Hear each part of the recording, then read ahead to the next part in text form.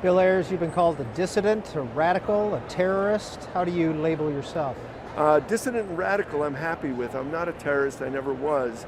Dan Berrigan passed away a couple of weeks ago, a good friend and a dear man. Dan Berrigan was also called a terrorist. He was also called a radical and a dissident.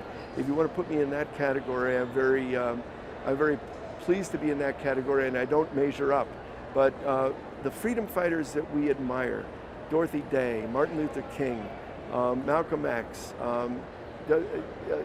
Eugene Debs, you can go right back through history. All the great people who moved history forward were dissidents and were radicals. That's where we look for inspiration.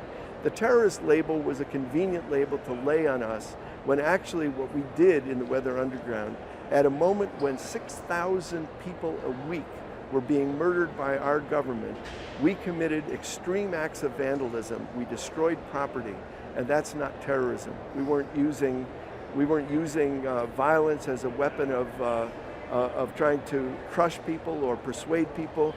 We were issuing a a very noisy scream against genocide.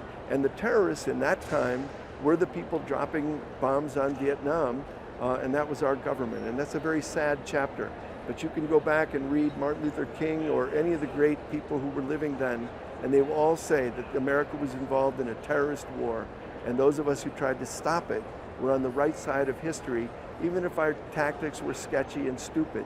But we never killed or injured anyone except our own people. And therefore, I reject the label terrorist.